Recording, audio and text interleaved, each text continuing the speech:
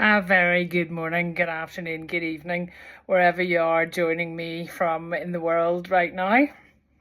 I hope you're well. Let's start off by saying, how are you? Because if you're in a life after death situation or in a grieving cycle, it's always great to check in and say, how are you? No, how are you really? Because people don't really want to know the answer to that question. And if you're struggling with something, it's always good to reach out and to speak to somebody. So I'm going to check in, and if there is anything that I can do for you in terms of what you're worrying about or going over and over and over in your mind, just leave me a message below or send me a message. For those of you who are in a grief cycle, you may be experiencing a particular thing over and over and over again.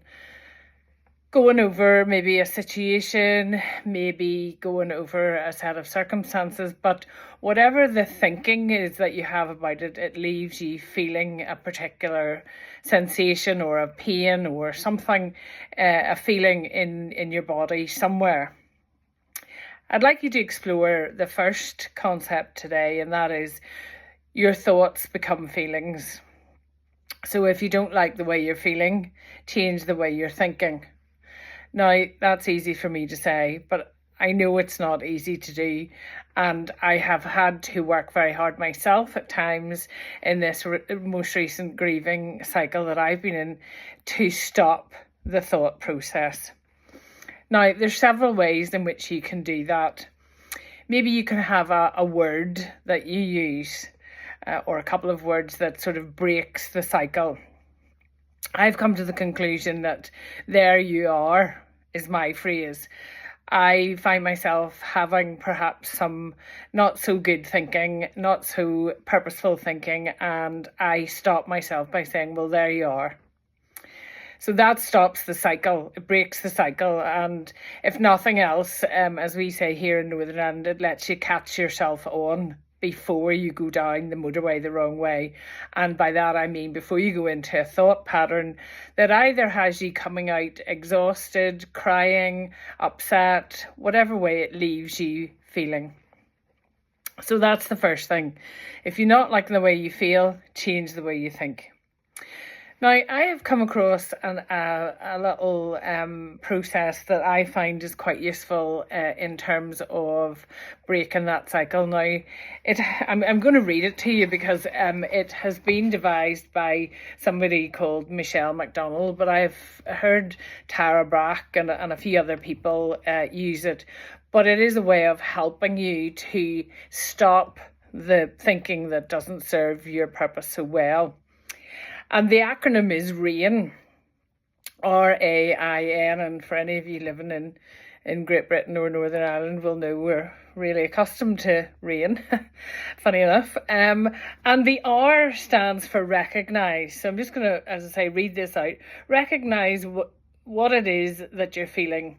It may be an emotion or a physical situation, perhaps both, and give it a name. Now, you could say anger, you could say rage, you could say hate. You can label it, give it a name, label it. And once you've done that, the next thing then is to accept that this is what you're noticing right now. Allow it to come. Allow it to be your experience. And then it's okay.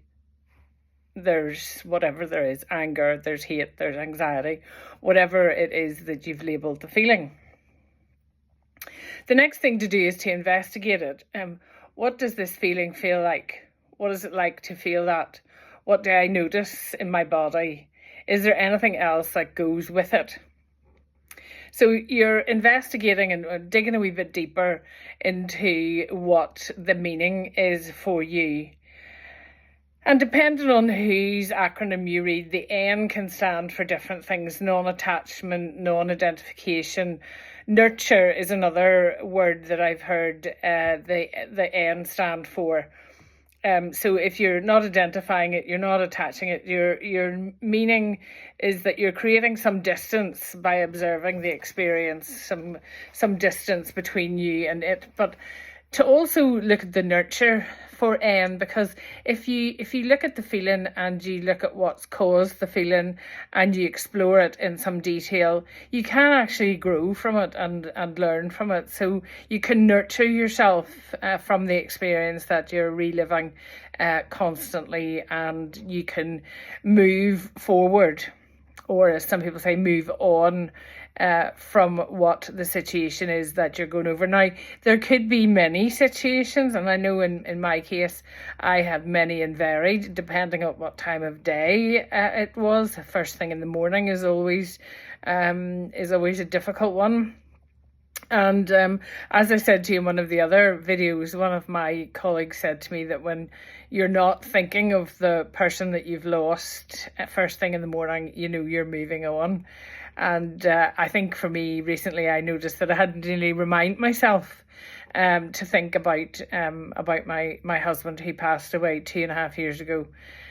So from today's little video, I hope you take away the acronym RAIN, and that you can look at recognizing that it's only thinking, and that if you're not liking the way you're feeling, you can change your thoughts. So take care, keep well, and I'll speak to you soon. Bye.